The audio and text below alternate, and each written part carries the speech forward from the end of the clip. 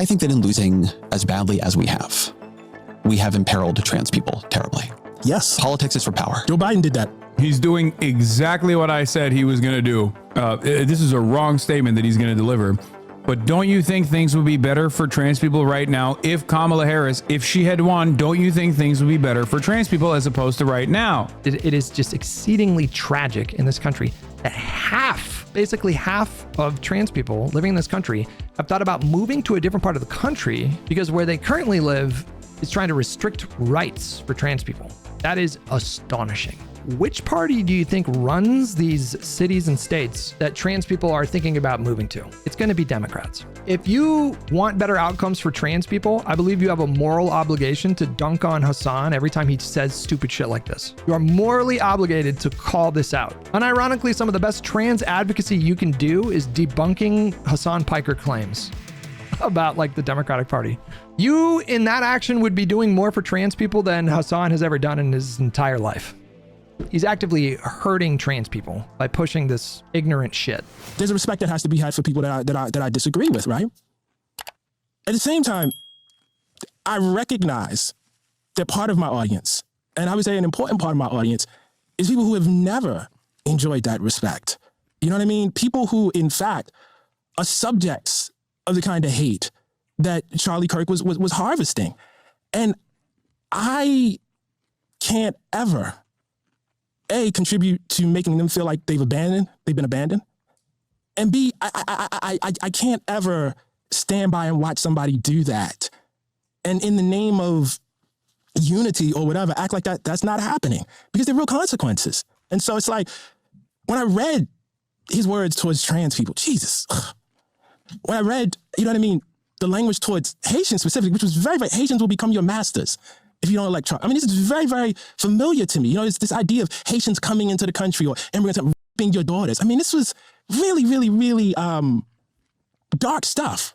It's at the core of this country. Extreme. And so I feel like for Haitian immigrants that are in, you know, Ohio who are living under the weight of this, for trans kids who, you know what I mean, are dealing with, you know, being, I don't even want to use the term bullied, beaten up, attacked, threatened. You know what I mean? It's very, very important to me, given the post I have, to say, I see you, but also this dude was wrong. And I'm all for unifying, I'm all for bridging gaps, but not at the expense of my neighbor's humanity. I just can't. I think the thing we go to there, right? Not at the expense of my neighbor's humanity. It's like, well, I can. Well, let me tell you how I can. Oh, don't worry, I can. Hold on, I'll explain. Because I've gotten a lot of that in email, right? Like, how am I supposed to talk to these people? How am I supposed to deal with these people?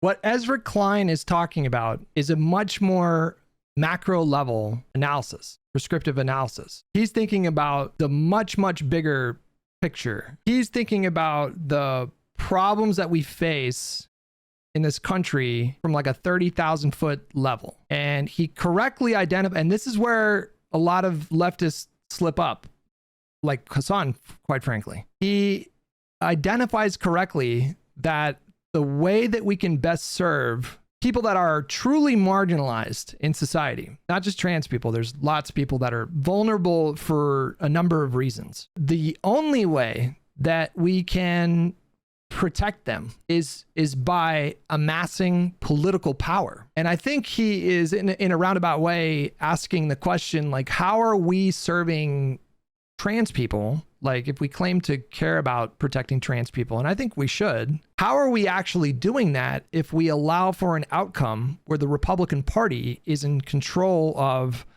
a particular city or a particular county or a particular district or a particular state or across the entire country in terms of the presidency? We can't do anything meaningful to protect them if our opponents are empowered to codify, you know, policies that discriminate or implement policies that discriminate.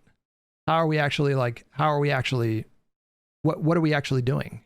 How come people have such a difficult time identifying that outcome is obviously so much worse? And this is a question that I think a lot of people like Hasan just choose not to grapple with. We spoke about it a little bit yesterday, but they seem to have this perspective that they can kind of opt out of weighing in on that dynamic. They think that if they simply don't concern themselves internally with grappling with that question because they don't like a particular candidate for one reason or another, And in the case of Hasan and a lot of people that espouse his ideas, there's always something. There is always something. Maybe I'm off base. Don't think I am. I think they value the conflict, the tension, the friction.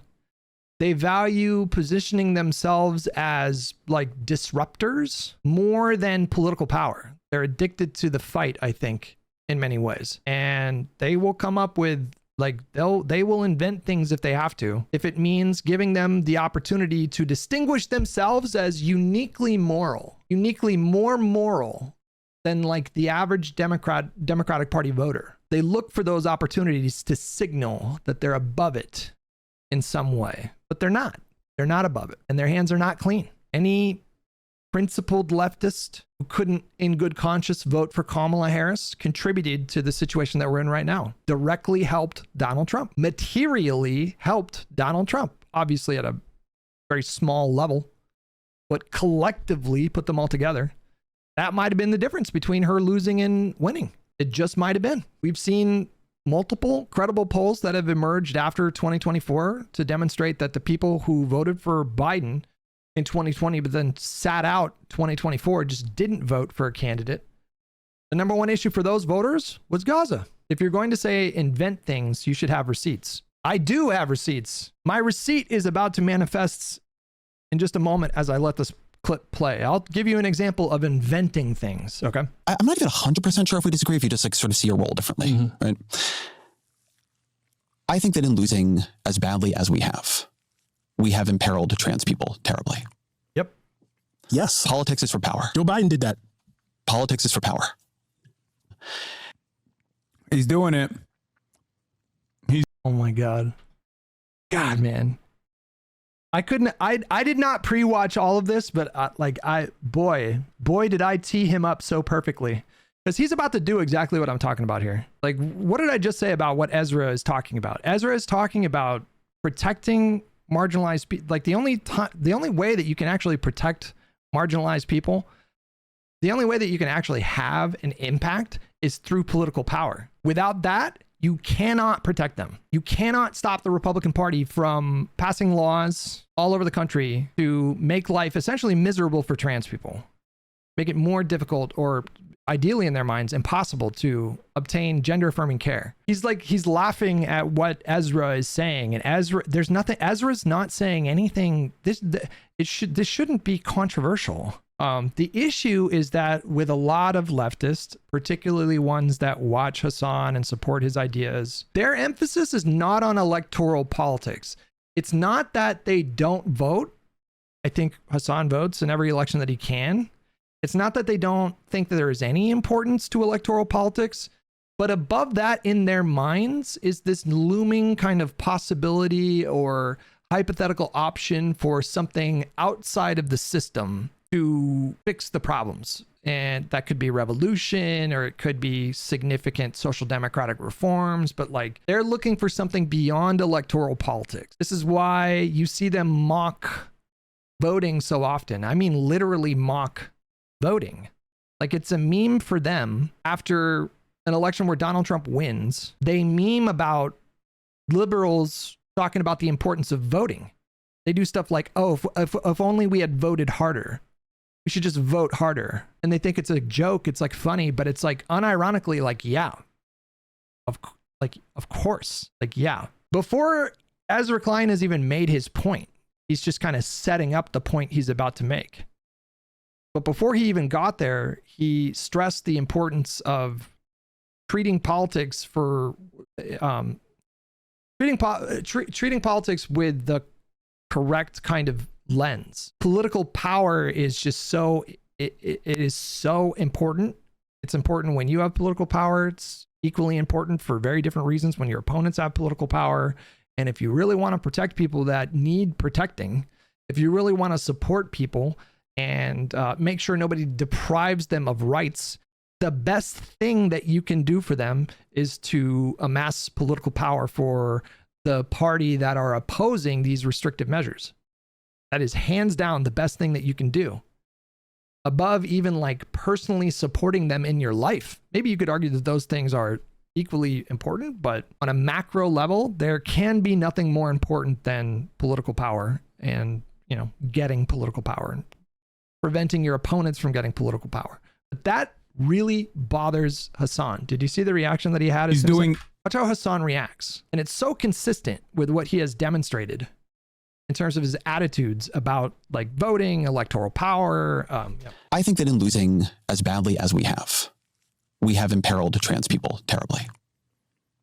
Yes. Politics is. That is so important. You guys understand how important that point is?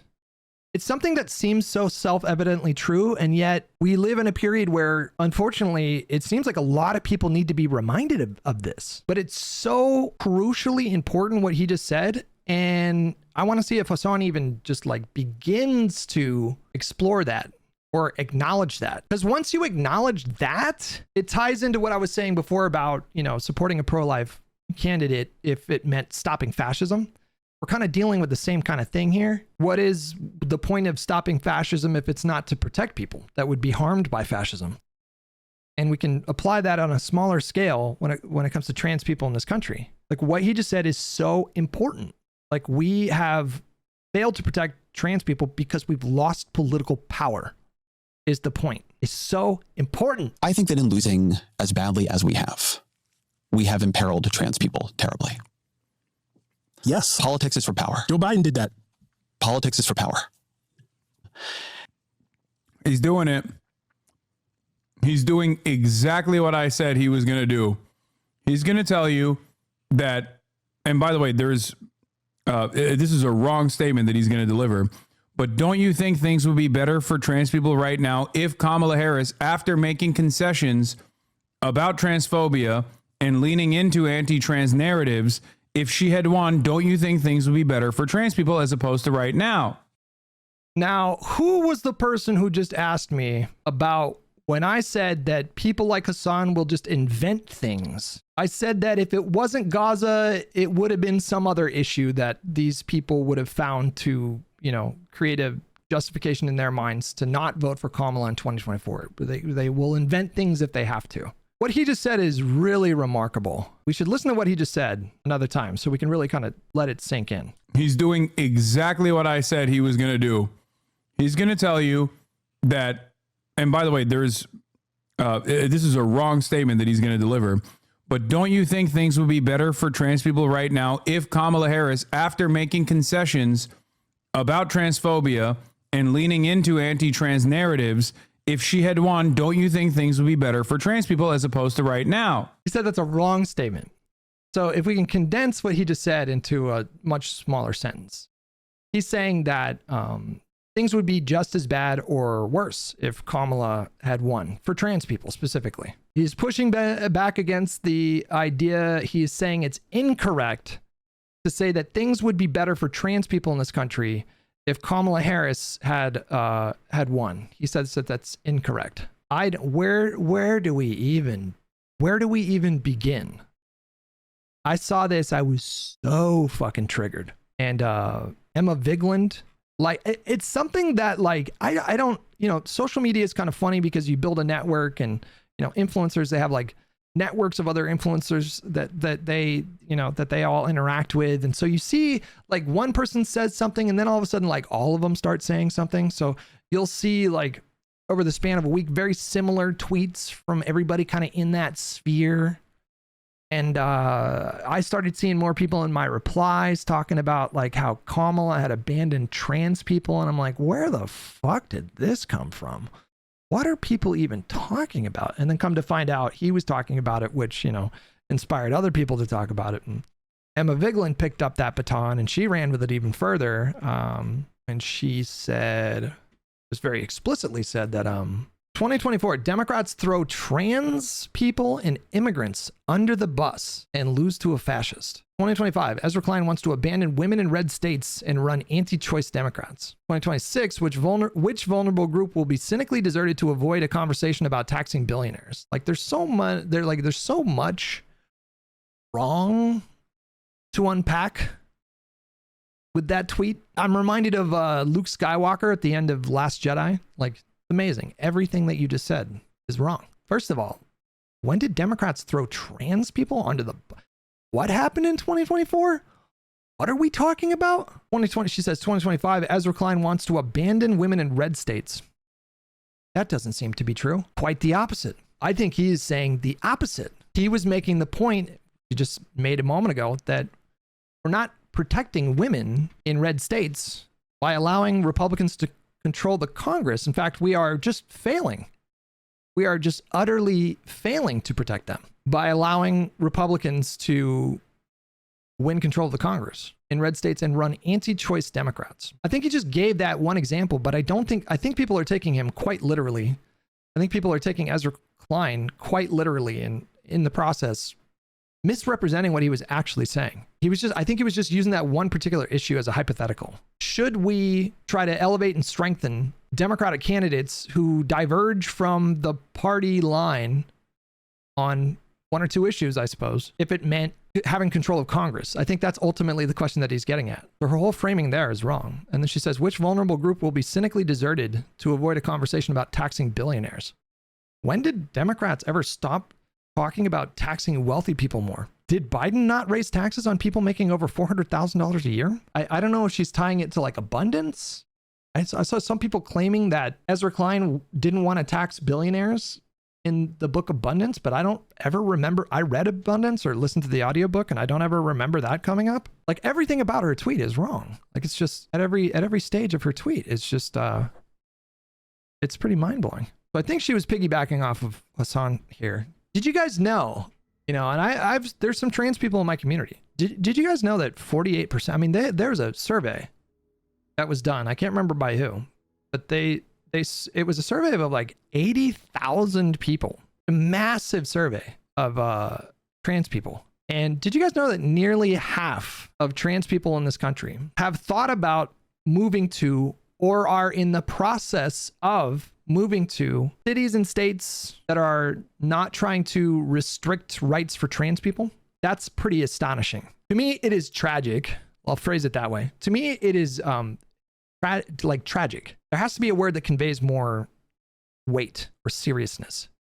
It is just exceedingly tragic in this country that it was 48%. Basically half of trans people living in this country have thought about moving to a different part of the country because where they currently live is trying to restrict rights for trans people. That is astonishing. And so the question that I want to ask Emma and Hasan are, which party do you think runs these cities and states that trans people are thinking about moving to? Overwhelmingly is going to be the case. Which party do you think is going to be running these cities and these states? It's going to be Democrats. They have lists that you can look up online. Multiple people there have been advocacy groups and individual people that have made maps for trans people. If I have trans people in my audience right now, in my chat right now, I wonder if you guys have seen these maps. They have maps that very clearly show the states that have passed anti-trans bills or have implemented anti-trans policies. And it basically maps perfectly with the results of the last election. It is exclusively, to my knowledge, red states that are, and local governments as well, they can do their own kind of restrictions, that are passing anti-trans measures. And it is overwhelmingly blue states. There's some things that are kind of surprising, like Wyoming, I think, very conservative state, but I don't know if they passed any anti-trans bills. I could be wrong about that. Maybe it was an old list. It wasn't updated. It is overwhelmingly Democrats that are holding the line on protecting trans people, from people like Gavin Newsom to Pritzker to Governor Walz. Overwhelmingly, it is Democrats fighting to literally protect trans people. Kamala Harris did not give a single indication in 2024 that she was backing off of support for trans people. Like nothing. She didn't say that she was reconsidering any kind of like support for trans people being afforded the right to have dignity and get the medical care that is so urgently needed. She didn't back away from her support for like gender affirming care. What she did do is she just didn't make the trans issue like front and center. Somebody was in my mentions the other day, and it was yesterday. saying that the fact that they didn't have a trans speaker at the DNC was enough of a basis for them to say that she had abandoned trans people. What an incredible thing to say for Kamala Harris specifically, who has a career that spans 2 fucking decades. She has a track record that spans 2 fucking decades of her fighting for LGBTQ people. Like, she has an actual track record. She was officiating gay weddings in San Francisco in 2004, 10 years before that Supreme Court decision came down. As Attorney General of California, when, was it voters approved a measure to legalize gay marriage in California? Is that what happened? Or was it after the Supreme Court decision? I'm not sure. She was getting on the phone and calling county clerks hundreds of miles away from her and instructing them that they were obligated to officiate, to hand out marriage certificates for gay couples. I'd have to look at her specific track record when it comes to trans people, but she ran on in 2024 signing the Equality Act into law, which was a bill that was crafted to protect LGBTQ people from being discriminated against. She ran on that. In abundance, he argues it is nowhere near their main issue, but gets the main issue attention. Are you talking about trans people? Here's what happened. I can think of 3 Democrats off the top of my mind, but I assume there are more. But the 3 Democrats that I'm thinking of are Gavin Newsom, Pete Buttigieg, and Kamala Harris, who have all expressed, I don't know if they all coordinated or if they came to this conclusion independently and they just synced up organically. But all 3 of them in recent months have suggested that they think that it's valid to have concerns about fairness in sports when it comes to trans people, or I guess more specifically trans girls. And to my knowledge, all 3 of them validated the concern, but also said that the government should not be the ones that are determining the regulations that are implemented in the various athletic bodies that host these competitions. So they validated the concern. They said they understand why people are concerned about that. They validated the concerns about fairness, but they didn't say that government should be passing laws to like ban trans people from sports. They said that should be up to, that's, as far as I can understand, that's it. That's where all of this is coming from. Pete Buttigieg said it in one interview that I don't remember where. Kamala Harris said it in her book. And then in the same book, reaffirmed a commitment to like fighting to always protect trans people. Like I haven't read her book, but I read a summary of this particular issue. And in the book, she expresses support for trans people and describes herself as unyielding in her support for trans people. And the same goes for Gavin Newsom, who has signed over 12 laws. The last time I checked, he signed over 12 bills into law, specifically supporting trans people. Bills that were not necessarily broadly popular. Like California is a sanctuary state for parents who wish to pursue gender affirming care for their under 18 children. That's significant and not necessarily popular, because it seems like majority of Americans seem to believe that there's no kind of gender affirming care for kids that is acceptable. That's just unfortunately pendulum swung in the wrong direction on that one. They were propagandized by libs of TikTok into thinking that gender affirming care equals surgery and that puberty blockers are the same kind of thing as like hormone treatments. And California did that anyways. That's just one bill. I mean, I looked at it like this was like a month ago because I saw people they kept on talking about how Gavin Newsom was like anti-trans. I was like, are you fucking kidding me? He is literally the most pro-trans governor in the history of the United States. And it's like not even fucking particularly close. What has Donald Trump done since he's become president? He's taken a number of actions on trans people as far as I'm aware. Now trans people are forced to endure something that I quite frankly find humiliating with their passports. You have someone like Hunter Schafer, that actress from Euphoria, and her passport says male. Have you seen Hunter Schafer, by the way? I mean, not that this only applies to people who are like very much passing, but like, have you seen Hunter Schafer? I had no fucking idea that she was trans. when I was watching Euphoria. None. And then I found out, I was like, whoa, that is wild. And it's because she had supportive parents, by the way, who let her pursue gender affirming care when she was still a minor. By the way, valid point, but yeah, I think the combos here are more politically relevant than posting emotes on Twitch. There's actually valid discussion here, not just insane virtue signaling. The fact is, like, the Democratic Party have very much held the line when it came to protecting trans people. I believe Biden said that trans people represent the greatest civil rights problem that the country faces. Did he not say something like that? You had a United States president who, for the first time, as far as I'm aware, put the issue of discrimination against trans people front and center in the conversation. And he did that when that was not necessarily the politically popular thing. Does it say male? I know there's a pause in the order. I'm pretty sure she got her new passport and like showed it in a video. I distinctly remember. Trans people are beautiful. We are never going to stop existing. I'm never going to stop being trans. A letter and a passport can't change that, and this administration. Trans actress and model Hunter Schafer recently received a new passport with her gender marker listed as M for male. This comes after President Donald Trump signed an executive action that the federal government will only recognize two sexes and that they are not changeable.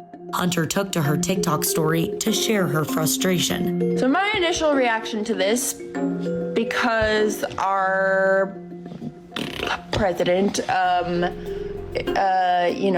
is a lot of talk, was like, I'll believe it when I see it. And today, I saw it on my new passport. Male. But I'm pretty sure it's gonna come along with having to out myself to like Border Patrol agents and that whole gig much more often than I would like to or is really necessary. Pretty humiliating, if you ask me. I find that to be cruel. Serves no useful purpose besides humiliating people. That's it. How does it impact your life whatsoever? What her passport says? How is Donald Trump protecting anyone? That's such a private thing. Like, people don't just pull out their passports just on a daily basis, usually. I don't know if I've ever in my life had a single interaction that involved somebody else's passport. So what was the point of it besides humiliating people and demeaning people and being cruel to people? What was the point of that? That happened because Donald Trump won.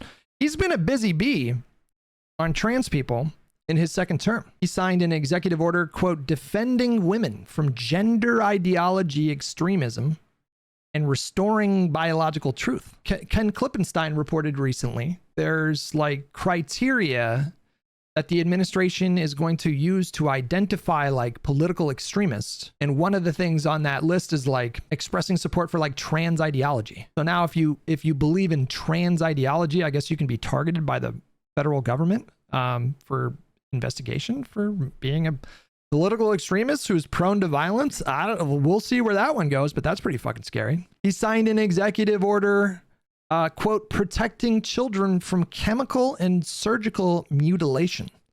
Aims to restrict gender-affirming medical treatments for minors, including puberty blockers, hormone therapy, and surgeries. Seeks to cut off or withhold federal funding under programs, e.g. Medicaid, Medicare, for those treatments. Did that survive judicial review? Signed an executive order prioritizing military excellence and readiness by kicking trans people out of the fucking military. The federal judge initially blocked aspects of the policy, but the Supreme Court later allowed, at least temporarily, reinstatement of the ban, while legal challenges continue. He signed an executive order keeping men out of women's sports, seeking to ban transgender women and girls from competing in female women's sports teams in all levels of education, threatens to withhold federal funding under Title IX from institutions that allow them. Recall that in the state of Utah, when the Utah legislature passed a bill banning trans girls from sports, there was a total of one in the entire state. One. There was one trans girl competing in sports in the entire state. However you land on the sports issue, there can be no question that they're weaponizing this virtually, literally, virtually non-existent issue. When we talk about trans issues, the trans girls in sports issue specifically is virtually non-existent. We are just a stone's throw away from it just not being an issue at all. And yet it has dominated 50% of the discourse over the last 5 years. Regarding pronouns, bathrooms, school sports, and schools generally, the Department of Education put pressure on school districts to change policies that allow transgender students to use bathrooms or locker rooms matching their gender identity. Grants threatened to be withheld if school districts don't comply. Can you imagine being a trans girl, like 14 years old, and you have to use the boys' bathroom in like a deep red rural city in Mississippi? I would just take copious amounts of Imodium and I guess wear a diaper and piss my pants. Like, I don't know what I would do. And this is after Donald Trump said that he years ago said that Caitlyn Jenner should be allowed to use the women's restroom at Mar-a-Lago. And apparently he found, he decided that wasn't important and he just fucking, data collection, removal of trans, non-binary data and resources. The CDC, Social Security Administration, State Department, and others removed references to gender identity from websites, purged or altered materials on LGBTQ plus health, e.g. HIV and mental health, that had previously included data on trans people. I don't even know how we are supposed to measure the negative impact of something like that. Basically it just amounts to depriving queer people of resources that could potentially benefit them in tremendous ways with respect to their physical and mental health. I mean, how do you even measure the harm of something like that from the federal government? And Hasan Piker is saying that it would be wrong to say that the situation in the United States right now would be better if Kamala won. He's saying that that's wrong. Fucking unbelievable. I was so triggered when this popped up on my timeline. What an insane thing to say. That is crazy because they validated people's concerns when it came to trans girls in sports. That's all they did. I understand why parents have those concerns. I maybe have some of the same concerns. It's a really difficult issue, but it should be up to, the individual athletic bodies to determine whatever regulations, and the government shouldn't be involved. For that alone, him and Emma Vigeland, and I'm guessing a number of other people, have now decided that it is appropriate and accurate to tell their audiences that Democrats abandon trans people. And the Democratic Party is literally the only thing standing between trans people and the Republican Party who want to make their lives miserable, who literally don't want them to exist in polite society. They don't want trans people visible in public spaces. Basically, the exact same sentiment that people had for gay people, like in the 90s when I was growing up. It was very common in the 90s. Let's just put it this way. It's very common. Something that you heard a lot is, I don't care who you love or who you have sex with. I just don't want to see anything in public. And they weren't just talking about sex. It was very common for people to be offended if they saw a lesbian couple walking down the street holding hands, or a gay couple. That was the position that like the vast majority of boomers had back then. And we're basically in the same spot now when it comes to trans people. They just don't want. They'll claim, a lot of Republicans will claim, do whatever you want in the privacy of your own home. And as long as you're not hurting anybody, then live life however you want. But then they turn around and say, I just don't want to see it in public. That sentiment, in the more extremes are basically exclusively coming from like Republicans. You can find a lot of conservative Democrats that are wish-washy on trans people. It's not like they don't exist. But in terms of codifying discriminatory laws, that is almost entirely coming from the Republican Party. And it is almost entirely the Democratic Party that are standing in the breach, like fighting for trans people. And these people heard one comment about trans sports, decided to ignore all the dozen plus bills that Newsom signed into law, Pritzker signed into law, Walz signed into law, marshaling the full weight of state government to protect trans people. And it's not just in those states. None of that matters All that, like none of that matters because of this one sports issue comment. Just throw all that out, ignore it altogether. And then you say stuff like what Hasan said, which is that it's wrong to say that trans people their outcomes would be better if Kamala won. What a profoundly ignorant, stupid thing to say. What a profoundly stupid thing to say. I mean, it is so stupid. And it should bother you. This is just what an inexcusable thing to say. What he has such a horrible influence on people, you guys, you know? And now I feel like a boomer, you know. I'm concerned about like the kids that my kids are hanging out with, you know. He has such an influence on a lot of young people, and what a profoundly ignorant thing to say. And I wonder how trans people broadly feel about this profoundly stupid, ignorant comment. You know, ask any trans person, literally any trans person who lives in a blue city or a blue state, if they would consider moving to a red state. And I'm willing to guess literally like 95% of them, maybe more, would say that they would never consider moving to a red state. I'm just guessing. God, it should make you angry, man. It should bother you. This should upset you. How much he confuses his own audience, how much he obfuscates. Just what an outrageous thing for him to say. I don't know if that's the point. I don't know if he's being intentionally provocative to generate clicks. I don't know if he actually believes this shit, but you know, if you want better outcomes for trans people, I believe you have a moral obligation to dunk on Hasan every time he says stupid shit like this. You are morally obligated to call this out. Unironically, some of the best trans advocacy you can do is debunking Hasan Piker claims about like the Democratic Party. You in that action would be doing more for trans people than Hasan has ever done in his entire life. He's actively hurting trans people by pushing this ignorant shit. There's no excuse for it. This is a wrong statement that he's going to deliver. But don't you think things would be better for trans people right now if Kamala Harris, after making concessions about transphobia and it's just one, like, it was one thing. It was the trans sports issue. And even then, her comment was carefully worded. It wasn't throwing trans people under the bus. It was validating concerns that people have about fairness in sports for an issue that is virtually non-existent. And now he's calling that concessions. Like, what other concessions is he even talking about with respect to the 2024 campaign? Like, what the fuck is he talking about? They interpreted silence as a retreat from her support of trans people.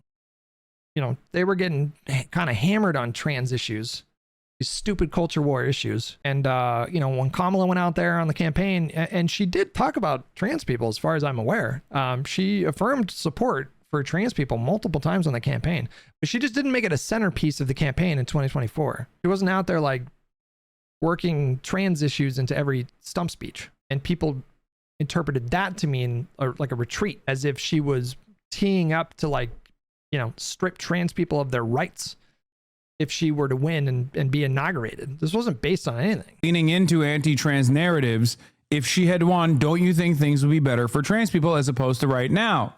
The reason why this is wrong is twofold. Number one, at that point, all you've done is, once again, concede to the right-wing framing on trans people presenting some outsized harm to the American population. It's not only incorrect, but it's a harmful narrative, and you've leaned into it. And in that process of leaning into it, you have normalized it. You have legitimized the claims of your opponent. Number two, your opponent, in the aftermath of that recognition, will just turn around and say, see, these pro-trans losers even recognize I'm right. Vote for me. I will deal with the trans people with the integrity necessary. Okay? So there's like a couple things, like, I think just really, oh God, you know, in some ways, not saying the R word, as it has become commonplace in the modern parlance, has been at times my own personal, like, Vietnam, because it would have really rolled off the tongue right there. And now I've completely forgot what I was about to say. He said that, you know, there's a couple reasons why, you know, it's wrong to say that things would be better under Kamala. And what he said was by making he keeps saying concessions. I don't know what he means by concessions. He seems to suggest that there's like multiple trans issues that she walked back. Like, what are you talking about? Like, what the actual fuck are you talking about? And then I forgot the second thing that I distracted myself. So not only number two, your opponent in the aftermath of that recognition will just turn around and say, see? Okay. The problem with this is that he is giving ground to a Republican narrative right now, but without even realizing it, I think, because we know for sure 1,000%. It doesn't matter what Sam Harris thinks. It doesn't matter what like Anna Kasparian think. It doesn't matter what like MAGA thinks. The trans issue or issues were at the bottom of the fucking list of priorities for voters across multiple post-election polls. There's no good evidence. I mean, the Republican Party, they seem to think that by harping so much on trans stuff, it's giving them an electoral edge. Maybe I'd be willing to entertain arguments that it can help boost other issues. Maybe there's some merit there. I've just never heard anybody try to articulate that argument or like what that actually looks like. But he's saying, you know, Republicans are just going to turn around and say, see, I told you so. And then they're going to get your vote because, you know, they were consistent on trans people. But there's just no good evidence. There's like no data, like nothing empirical to point to in order to justify the claim that trans issues were a particularly motivating or even remotely motivating factor for the vast majority of Americans. They just weren't. People, when they showed up to vote in 2024, were not thinking about trans people. Nobody went in that polling booth and was like, yeah, I'm going to make sure that like my daughter's protected from trans people in sports. Like these people are not virtually non-existent. So not only do you look hypocritical, but you end up losing for that reason. Because you can never defeat the Republicans on hate mongering. You just can't. Okay? You know, how do you justify that claim? The Democratic Party, I guess he's saying by, you know, implication that the Democratic Party are hate mongering against trans people by slightly moderating rhetorically without changing any kind of like policy position on the specific issue of trans girls in sports, which is a like 80-20 issue in this country. That's the situation.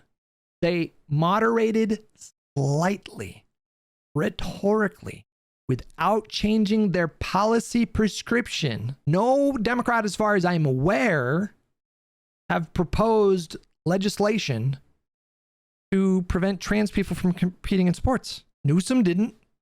Kamala didn't. I don't think Pete did. What did Pete say that was so offensive?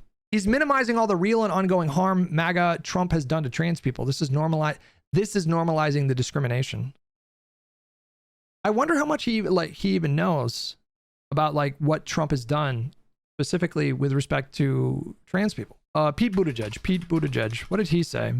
This was 2 months ago. We're almost in the middle of a giant debate on various podcasts and other platforms. Rahm Emanuel, former White House chief of staff and holder of other significant positions as a Democrat, gave an interview to Megyn Kelly just the other day, and she asked a series of questions about trans people.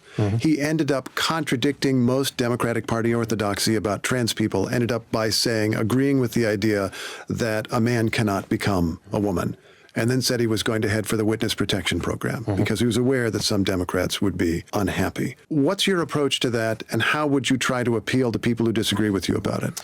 Well, I think the approach starts with compassion. Compassion for transgender people, compassion for families, especially of young people who are going through this, and also empathy for people who are not sure what all of this means for them, like wondering, wait a minute, I got a daughter in a sports league. Is she going to be competing with boys right now? Right, and just taking everybody seriously. And I think when you do that, that does call into question some of the past orthodoxies in my party, for example, around sports, where I think most reasonable people would recognize that there are serious fairness issues if you just treat this as not mattering when a trans athlete wants to compete in women's sports. Meaning the parent who's complained about this has a case, in your opinion? Sure. And that's why I think these decisions should be in the hands of sports leagues and school boards and not politicians, least of all politicians in Washington trying to use this as a political pawn. When President Trump says something like no boys and girls sports, which is a phrase that they use, it sounds like you're not signing on to that. I think that chess is different from weightlifting, and weightlifting is different from volleyball, and middle school is different from the Olympics. So that's exactly why I think that we shouldn't be grandstanding on this as politicians. We should be empowering communities and organizations and schools to make the right decision. That from Pete. Now, there might be other things that he said, but I assume they would all sound something like that.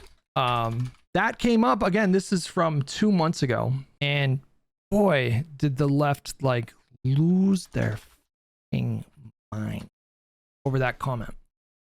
But when you unpack what he actually said, he is not advocating for any kind of policy change. He is specifically saying that whatever is decided, what is he saying? He's saying that we should validate and we shouldn't dismiss parents who express concern about fairness and wonder if this issue is going to impact their child.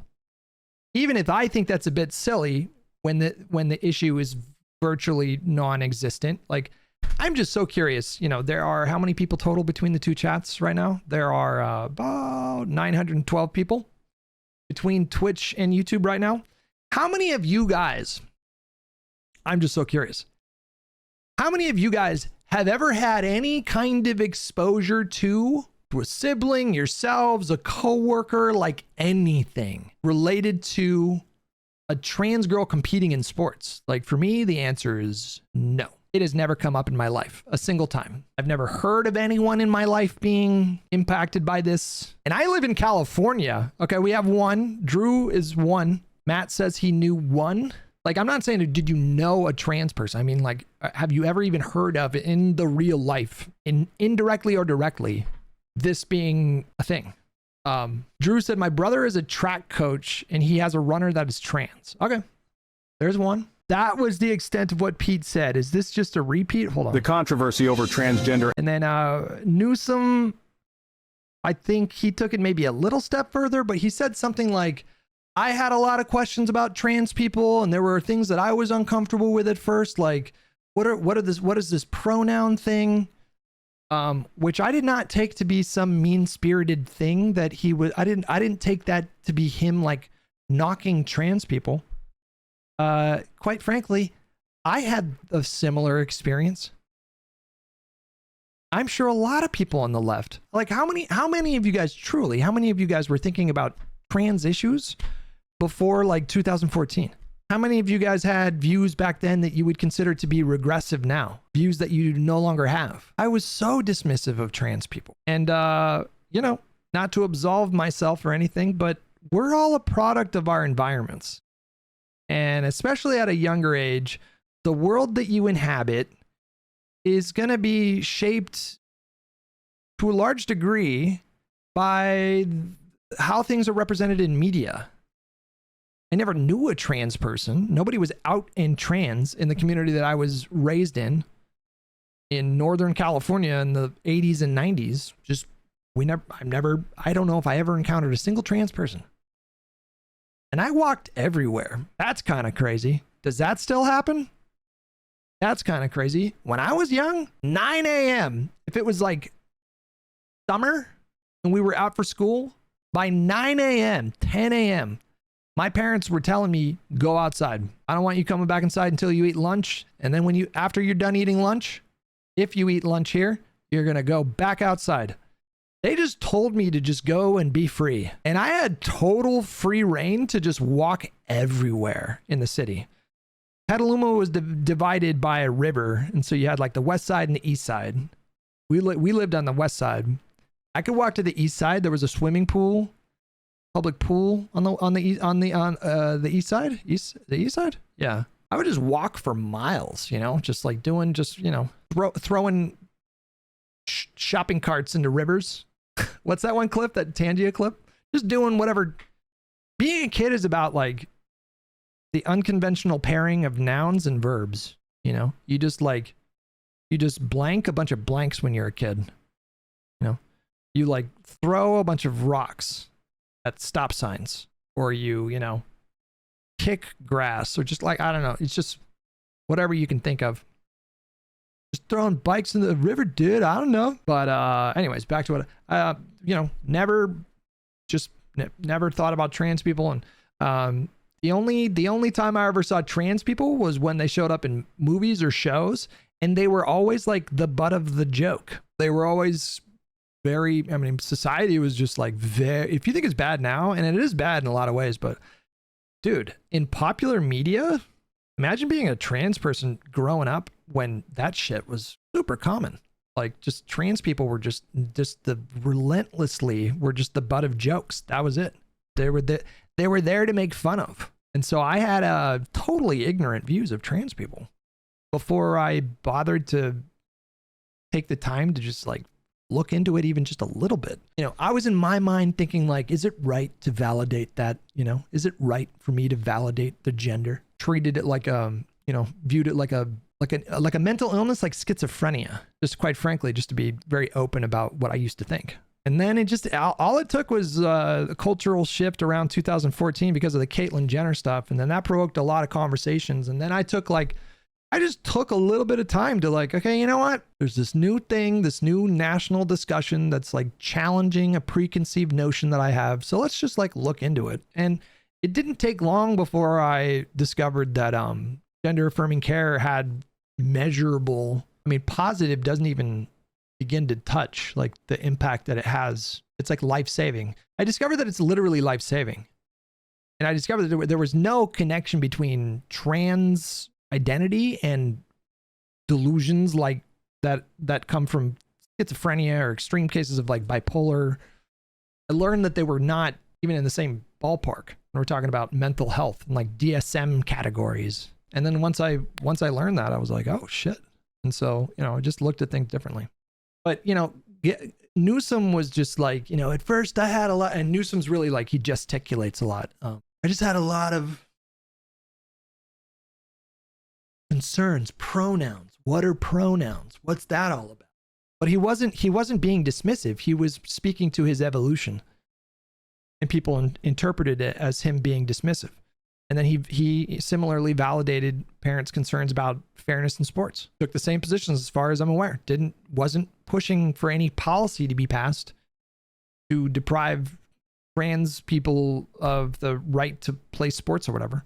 And Kamala said the same thing. And in the book, like Kamala, I looked it up and like everyone, I was arguing with some people about it yesterday, you know, and I had multiple people that were like, it's in the book, dude. I was like, when did Kamala back off supporting trans people? And they're like, it's in the book, dude. Kamala Harris's forthcoming memoir has unveiled her positions on transgender issues and reveals both solidarity and reservations. The former vice president declares she possesses a deep connection with the transgender community while simultaneously expressing apprehensions about their participation in competitive sports. In her book, 107 Days by Kamala Harris, which chronicles her unsuccessful presidential bid against Donald Trump, she affirms her lifelong allyship with LGBTQ plus individuals. Harris warns that Trump's anti-transgender rhetoric was painting a bullseye on their backs and putting them in peril. She insists there was no way I was going to go against my very nature and turn on trans people.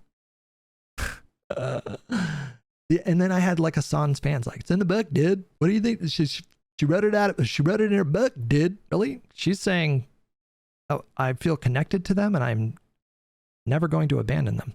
The former vice president acknowledges her team ought to have given even more attention to how we might mitigate Trump's attacks. Sarah McBride, America's first openly transgender member of Congress. The lefties don't like her either because she's pretty pragmatic, and she said some shit that they were like, she's abandoning trans people. The first open trans member of Congress. Fucking sold him out. Sarah McBride, America's first openly transgender member of Congress, interpreted the advertisements effectiveness differently. They're talking about the formulas for they, them. She suggested the slogan succeeded by portraying Harris as championing a small minority while Trump positioned himself as representing ordinary Americans. Nevertheless, Harris articulates agreements with, quote, with the concerns expressed by parents and players that we have to take into account biological factors such as muscle mass and unfair student athletic advantage when we determine who plays on which teams, especially in contact sports. He proposes that with goodwill and common sense, I believe we can come up with ways to do this without vilifying or demonizing children. Transgender individuals constitute roughly 1 to 2% of America's population and fewer than 0.002% of university athletes. Among Olympians, the figure drops to merely 0.001%. That is what this is all about. One in quick math. Is that 1 in a million? 0.001%? 0.1% would be 1 in 1,000. 0.01. I think that's 1 in a million, right? One out of every million collegiate athlete is trans. That's what this is all about. That is... When I first heard that, I had a moment like Matt Walsh on Joe Rogan when he was confronted with the actual numbers of kids that had gone on puberty blockers. He said it was like millions. You remember that? And then the number was like, was it like 200 or 2,000? I had a similar moment when we just learned about this just like 5 months ago or 4 months ago. There was the president of NCAA was summoned to testify in front of Congress, Republican-led subcommittee, about the issue of trans people in sports. Somebody just asked him, how many trans athletes are there participating in NCAA sports? He said it was less than 10. And I was like, what? Wait, what? It really puts it into perspective just how absurd the entire framework is of this fucking discussion. It's just an absurd discussion to begin with. These minute percentages have nonetheless transformed transgender sports participation into a significant cultural background. Harris's memoir discloses that Pete Buttigieg, who broke ground as the first openly homosexual candidate for the Democratic presidential nomination in 2019, was her preferred choice for vice president. I like her instincts. She describes the then... We're getting away from trans people here. She said more about trans people. Like, when I looked at some of the quotes for trans people, she was expressing extreme solidarity, firm commitment to have their backs. There were advocacy groups that were upset that she didn't give specific policy prescriptions on her 2024 platform, similar to her decision to not go with Pete Buttigieg as her VP pick out of concerns about how the electorate would react to that, which she's right. It's sad. But I think like people's anger should be directed at the American electorate, quite frankly, and not her, for correctly identifying that picking him would have been too risky. It just would have. It's an ugly truth, but it's a truth nonetheless.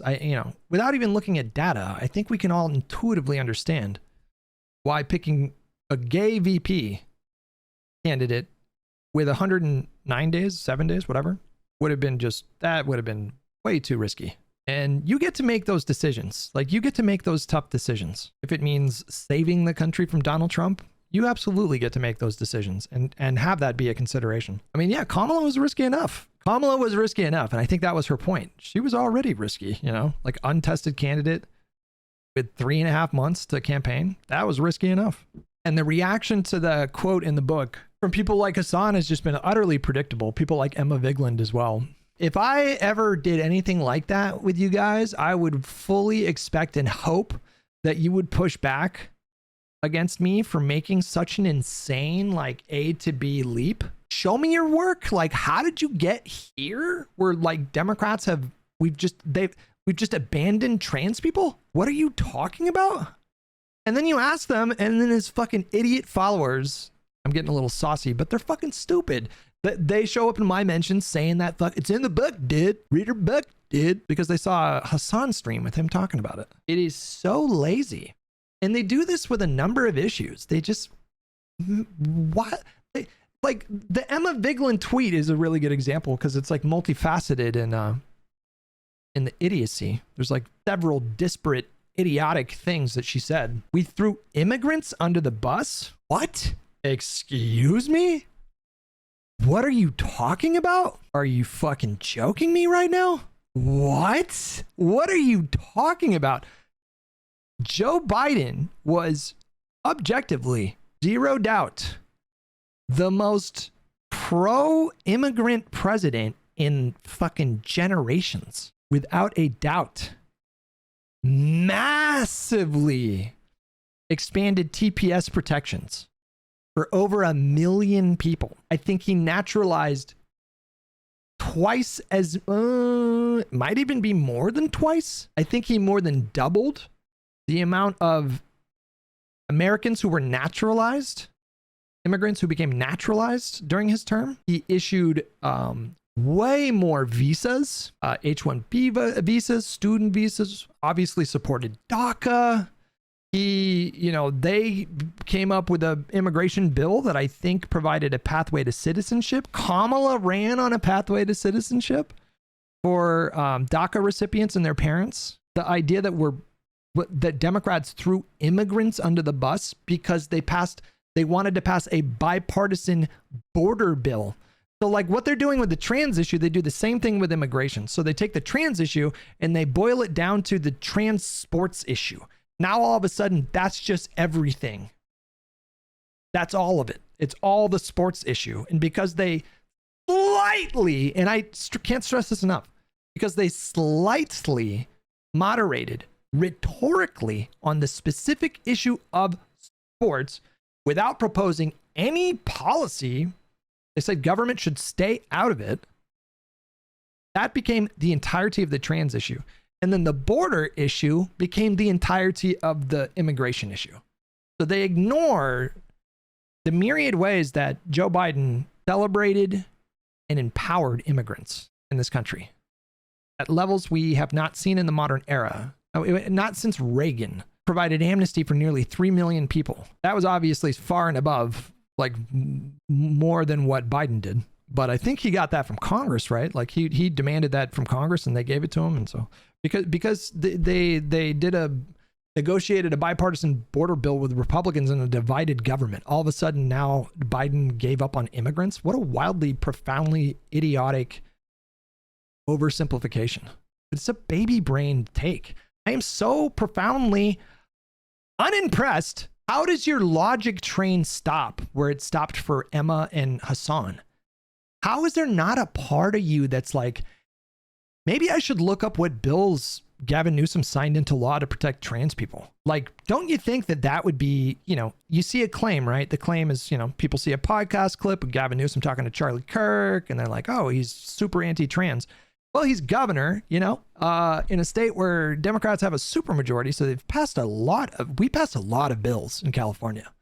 We're a very bill-heavy state because we just have this big, girthy Democratic Party wiener in the state legislature. So we get to just do whatever we want, basically, in California. It's nice. It's nice. And neither Emma nor Hasan bothered to look up what, in Hasan's case, what's going on in his own state. You really you were that incurious that you just didn't look up, like, what has he actually done regarding trans people? Surely I can't come to a conclusion that he's anti-trans based on that one thing that he said about trans sports.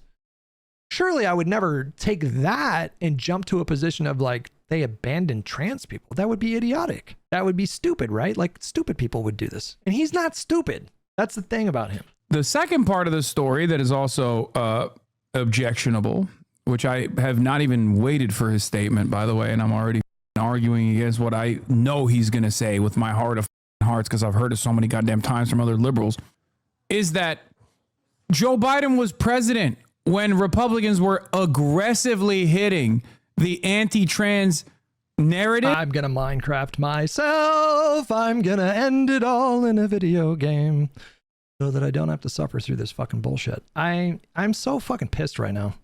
Fuck this guy, bro. This guy is political opposition. Never in a million years should we ever associate with him, his ilk, his supporters. Fuck these people. God, he has no knowledge of anything beyond Twitter headlines. This guy is an ignorant fool, bro. How do you not know that Joe Biden, like, fucking literally sent the DOJ all over the country to challenge Republican bills, anti-trans bills.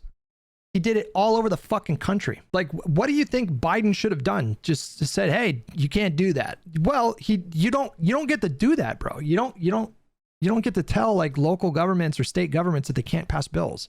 You can challenge them in courts, and if the courts agree, you can have those bills thrown out, blocked by the courts, but you don't have the authority as president to prevent Republican states. Like, this is the ultimate flowchart example. This is the purest, most like Columbia grade example of the flowchart. So you have Republicans all over the country that are passing anti-trans bills. Hasan is focused on Biden because he was president when that happened. That alone, idiot. Like, that is an idiotic thing to say. Not only that, but he goes further and says, you know, like what he has no memory or he has no knowledge of what Biden actually did when he was president with respect to trans people. What do you think Biden was doing? Just twiddling his thumbs? You were sitting here spouting your nonsense, your idiotic, fucking ignorant nonsense, getting paid handsomely to confuse your audience with this stupid analysis. God, I am so upset right now. He makes me so upset. Like, it doesn't take much time. Just like, again, what I said about Republican voters earlier in the stream, I was like, that's crazy that Republicans don't need to worry about Republican voters just doing a cursory Google search about whether or not illegal immigrants qualify for Medicaid. They just don't need to worry about that at all because they know their idiot supporters are not going to do that. So they can just make stuff up. You know, Democrats want to give illegal immigrants Medicaid. They can just make it up. It's not a problem. Similarly, Hasan can just make these idiotic statements, and he is, God bless him, you know, he seems to have cultivated a Twitch community of people that don't do cursory Google search, I guess, you know, like. Today, I'm about to sign an executive order. That was the first thing that popped up. That directs key federal agencies to protect our communities from those hateful attacks and advance equality for families. My order will use the full force of the federal government to prevent inhumane practices of conversion therapy. This is the first time. This is the first time the federal government is leading a coordinated response against this dangerous. With gay people. Article headline from April 29th, 2024. 5 Republican-led states have sued the Biden administration over its new rules expanding Title IX, a federal civil rights law that protects students from sex-based discrimination in federally funded schools to protect transgender students. That seems like kind of a big deal. Here's a map. You know, this is the 4th Bing result. Yes, I use Bing, and it's quite good, I think. You can find a map, apparently, on Newsweek. They mapped it out, apparently. Wait, hold on. Wait, where is it? It says map shows states suing Biden admin over trans worker laws. A coalition of 18 Republican-led states is suing federal government over protections for transgender workers. On Monday, Tennessee Attorney General Jonathan Skrmetti requested a judge to block guidelines put forward by the Equal Employment Opportunity Commission, which would hold employers liable if their employees do not have access to bathrooms consistent with their gender identity or are consistently referred to using the gender pronouns with which they identify. 18 Republican-led states tried to fight Joe Biden on this particular policy, which I might add, once again, these pro-trans actions that he took required political courage, because these are not particularly popular issues for Democrats. The 8th link that pops up from my Bing search: the Biden administration just took legal action against states with anti-trans laws. The Biden administration expressed its support on Thursday for efforts to overturn anti-trans laws after weeks of advocacy on the part of LGBTQ plus groups. The Department of Justice filed statements of interest in support of lawsuits filed against Arkansas and West Virginia after they passed laws earlier this year limiting gender-affirming healthcare and sports participation in trans youth, respectively. The DOJ claimed in its briefs that these laws are unconstitutional as the restrictions explicitly target transgender people. Many such cases. It was not just in Arkansas. Biden DOJ weighed in and assisted multiple states with legal challenges to the Republican Party having passed anti-trans bills. This is just so enraging. It is so infuriating. For him to make this specific point, I've never been this triggered by Hasan ever in my life. Complaining that Republican, local and state governments passed anti-trans bills while he was president, complaining about that as though that is a dig on Biden when he took so many steps to fight those bills. How ignorant are you? What excuse do you have? Don't you work like 50 hours a week? Don't you cover politics 50 hours? How did you miss that? How did you miss when Biden did that? It's so frustrating, man.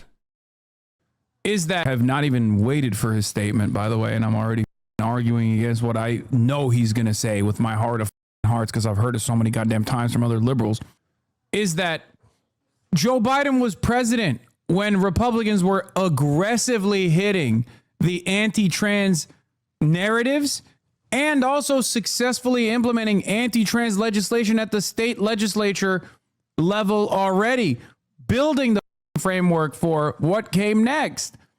And in the absence of fighting back against... Come on, man. Come on, man. Come the fuck on, man. How, man? Like, how? What is he's just what he is presenting to his audience is the fucking literal polar opposite of what happened. He's saying there was an absence of any kind of institutional support from the Biden administration pushing back against anti-trans measures all over the country. And the reality is that Biden did it all over the country. This is so uniquely frustrating for me to listen to this right now. My blood pressure, fuck, bro, I don't even want to. Not great. We're at about 108. This is not a good situation. Holy shit, dude. Against that, the administration also allowed this to happen in some very meaningful ways. Anyway, let's hear what... oh my God. What a lazy, incurious joke of a political commentator. To think there was a time where I thought that he was a net positive, boy, was I naive. Boy, did I have the blinders on. This guy has done more to hurt trans people than, most people with a platform, bro.